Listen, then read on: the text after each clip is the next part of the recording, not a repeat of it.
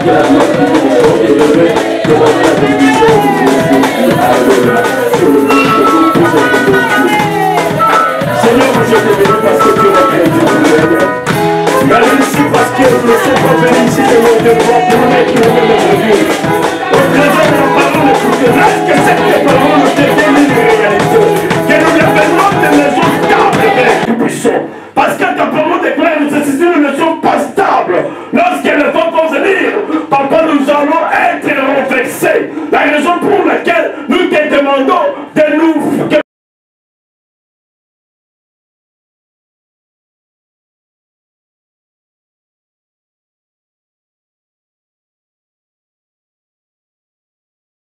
Comment est-ce qu'il est? Il sait qu'il est écrit. Il a la connaissance. Vous comprenez maintenant, l'adoration doit nous amener à une connaissance. Est-ce qu'on peut dire la connaissance? La connaissance. Ça me fait mal quand le peuple de Dieu ne veut pas apprendre. Alléluia. Amen. Comment est-ce qu'il sait? Il est écrit que tu vas te jeter. Lorsque tu te jettes, les anges viendront te prendre pour que même ton pied ne puisse heurter une pierre.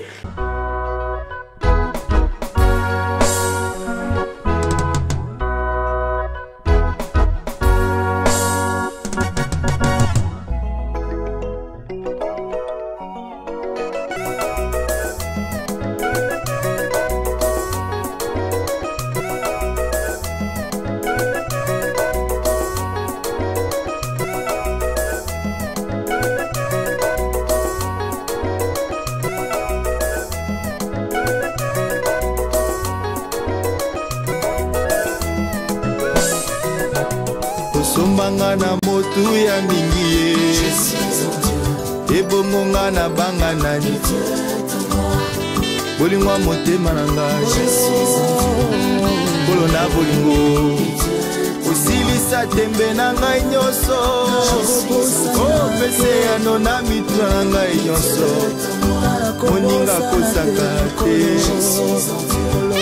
bolo na bolingo osombanga na motu ya mingi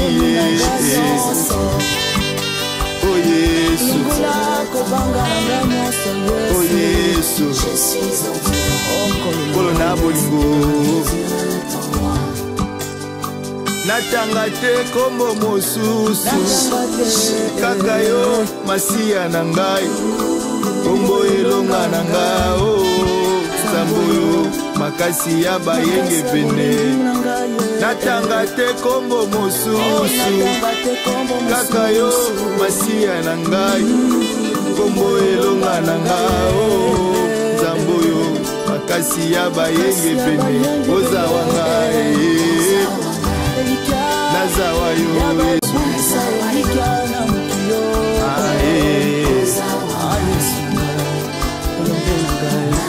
ata bayini bajingeli ebele elikase na Yesu Yesu nde elombe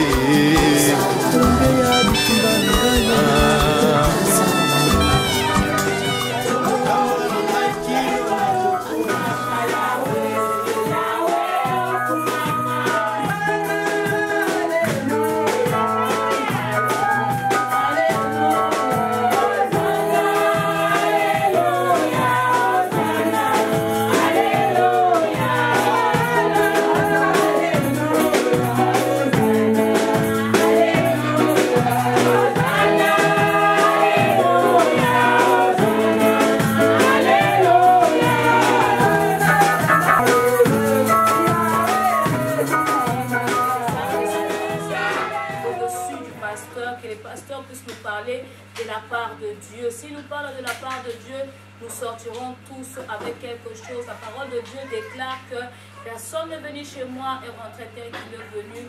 Quand tu vas prier, tu vas demander à Dieu que tu puisses sortir avec une parole. Amen. Amen.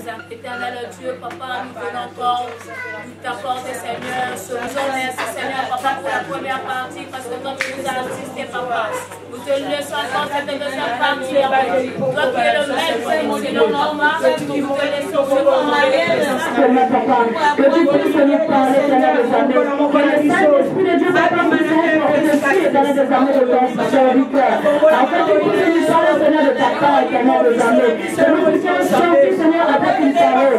Yahweh, Seigneur des amis, oui, nous venons. La main de Jésus, Papa, nous le savons, que tu puisses parler par le nom de Jésus-Christ. Profitons ce parole, Père, gloire, de recevoir de ta part et de bénéficier aussi de quelque chose. Merci notre Dieu. Que la parole qui va être adressée, cette parole de réconfort, soit une parole qui va encore donner, Papa, cette confiance perdue dans la vie de ton peuple. Au nom puissant de Jésus, prends ta main. Est-ce qu'on peut acclamer le roi des rois? Est-ce qu'on peut acclamer le Seigneur des seigneurs? Il est le roi des rois, le Seigneur des seigneurs. Son nom c'est Jésus, Jésus, Jésus, Jésus. Oh, il est le roi. Qui est le roi? Jésus. Jésus est vivant. Amen. Amen. Jésus-Christ est vivant. Amen. Le roi de ce monde meurt. Le chef d'État de ce monde meurt. Mais le roi des rois, lui, il est vivant. Il sera, il est l'autre fois lorsque vous étiez ici. Alléluia. Dommage à ceux qui ont encore sauté ce moment merveilleux que Dieu nous a visité. Vous savez, il faut toujours, lorsqu'il y a des enseignements, être là. C'est à ce moment-là que tu vas, c'est là qui va te permettre de grandir, d'avoir la maturité spirituelle. Alléluia. Toi qui as toujours l'habitude de sauter les enseignements, tu viens aujourd'hui, demain tu ne viens pas, tu auras des problèmes de croissance spirituelle. Est-ce qu'on peut dire croissance spirituelle? C'est vrai qu'un enfant qui ne mange pas un rythme normal, cet enfant risque d'avoir des problèmes de croissance. Est-ce qu'on peut dire un amen? Est-ce qu'on peut dire un amen? Est-ce qu'on peut crier dans son palais tous ces cris gloire? Que Dieu soit béni. Amen. Tu peux me rappeler ce que nous avons vu l'autre fois, la semaine passée? Sur l'adoration. Est-ce qu'on peut dire l'adoration? C'est l'adoration. Notre créature aime l'adoration. Est-ce qu'on peut dire l'adoration? Alléluia, my God. Je te bénis, Seigneur. L'adoration, mais bien aimé, la clé de la vie est sur l'adoration. Est-ce qu'on peut dire l'adoration? Si tu vas réussir dans ta vie, après adorer Dieu, tu vas voir des choses qui vont changer dans ta vie. Alléluia. Si tu veux être dans l'élévation, apprends à élever comme adorer Dieu. Est-ce qu'on peut dire l'adoration? Mais bien aimé, celui ou celle qui adore Dieu, il devient efficace. Alléluia. Celui ou celle qui adore Dieu d'un cœur, sincère, cette personne-là, l'instrument de Dieu. Alléluia. Alors on a appris, qu'est-ce qu'on appelle l'adoration? Je ne veux pas faire récapituler, mais je veux que nous puissions avancer, même si je veux entrer, faire une petite parenthèse pour comment rappeler ce qu'on a appris l'autre fois. Mais je veux aller, nous devons continuer. Alléluia. Pour que nous puissions rester sur la même chose. Alléluia. Nous devons apprendre tout en avançant. Alléluia. Alors on a appris l'adoration. Qui peut me définir ce qu'on appelle l'adoration? Qu'est-ce qu'on appelle l'adoration? Oui, louer Dieu. C'est une forme d'adoration. Alléluia. La définition de l'adoration, c'est quoi?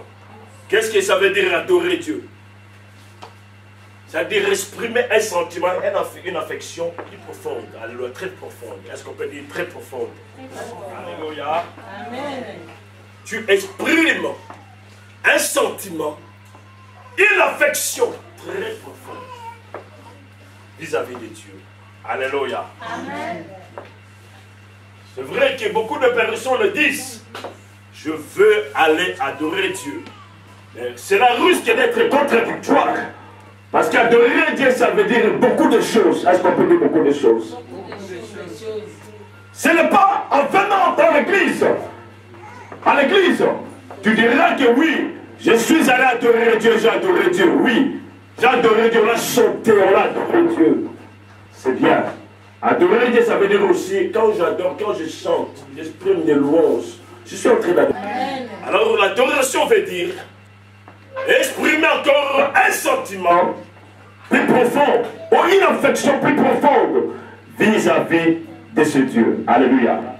Pour rendre un culte à un Dieu. Parce que d'autres personnes, comme je vous ai expliqué l'autre fois, par exemple dans d'autres pays, vous verrez, il y a des gens en Inde, par exemple, vous verrez, on met une vache comme un Dieu. On dit, ah là, il est notre Dieu. Alléluia. On est en train de l'adorer. Alléluia. Mais comme ils font des cultes vis-à-vis de ces vaches-là. Cette vache-là. Alléluia. Est-ce que vous me comprenez? Ce mot adorer, adoration, vient en grec. C'est un mot où nous pouvons, parce que là, si nous disons par exemple la tradition par rapport au mot grec, cela, ça nous rapproche plus proche, ça nous amène plus proche à une réalité. Est-ce qu'on peut dire plus proche à une réalité? Cela veut dire proskineo.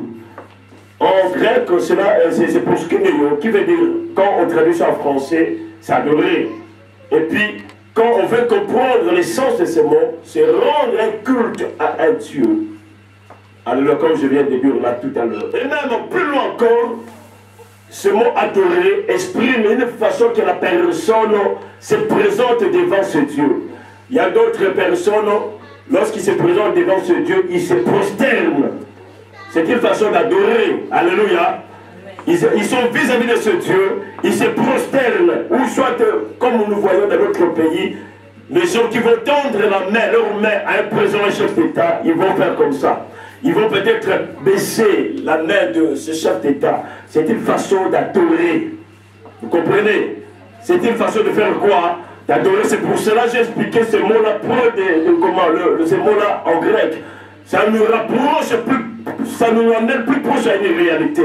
Plus proche à la réalité. Alléluia. C'est-à-dire la façon dont tu t'exprimes, la façon dont tu te présentes, tu risques d'être en adoration. Alléluia. Tu as commencé à adorer ça pour autant que tu ne saches pas que tu es en train d'adorer. Alléluia. Alors, nous allons continuer notre leçon comme notre foi. Nous devons comprendre qu'est-ce qu'on peut maintenant appeler adorer. Parce que nous avons pris des définitions par rapport au dictionnaire, par rapport à la Rousse. Oui, par rapport à la Rousse ou au dictionnaire chrétien. Ça nous rapproche, ça nous amène plus proche à une réalité, plus proche à la manière dont une personne s'exprime vis-à-vis d'un Dieu. Parce que quand je dis un Dieu, il y a des dieux. Vous comprenez ce que je dis? Il y a plusieurs dieux. Mais nous savons que nous prions un seul vrai Dieu. Alléluia. D'autres prient la vache comme un Dieu, comme leur Dieu. D'autres prient le mouton comme leur Dieu. Mais nous savons que nous prions un Dieu que nous ne voyons pas. Alléluia. Amen. Alors qu'est-ce que veut dire? Qu'est-ce qu'on peut dire d'adoration? Alléluia. Là, nous allons rentrer maintenant dans le vif de notre sujet. Comprendre qu'adorer Dieu, ça veut dire quoi? L'autre fois, je vous ai présenté deux versets. Je crois que c'était un verset. La Bible dit ceci. Vous vous adorez. Est-ce qu'on peut lire là pour être beaucoup plus dans la clarté? Jean chapitre 4. Qu'est-ce que ça veut dire adorer Dieu? Alléluia. Prenons Jean chapitre 4. Au verset 20. Est-ce qu'on peut lire ça? Est-ce que quelqu'un a la version lit second? Oui, amen.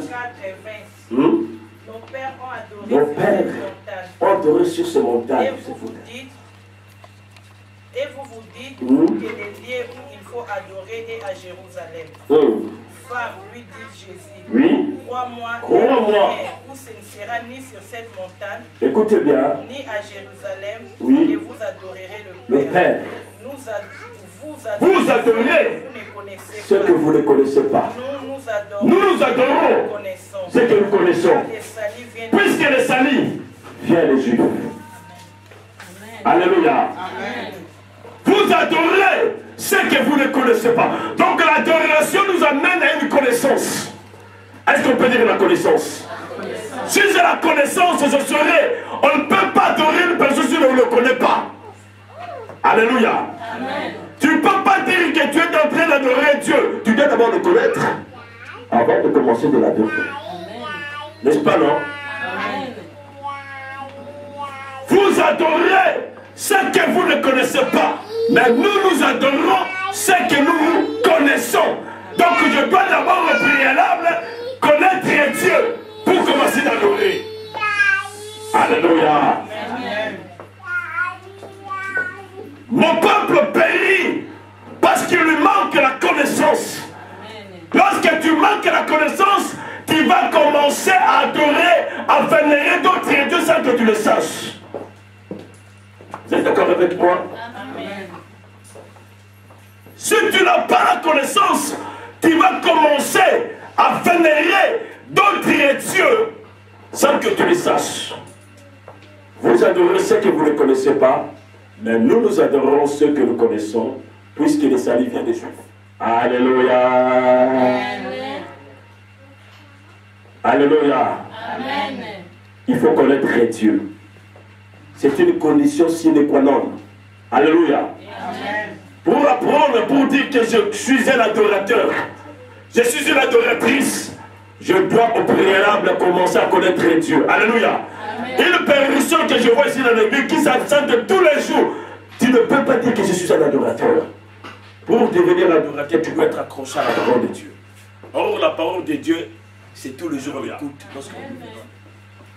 La personne qui te dit, parce que ici maintenant, beaucoup de gens racontent n'importe quoi. Ils disent ceci: oh, l'église c'est mon cœur maintenant, je prie à la maison parce que je suis fatigué des choses de l'église. Parce qu'il n'est pas. La foi vient de ce qu'on entend. Et ce que nous attendons vient de la parole de Dieu. Comment est-ce que tu dirais que tu as la foi si tu n'as pas cette parole, si tu n'écoutes pas la parole de Dieu?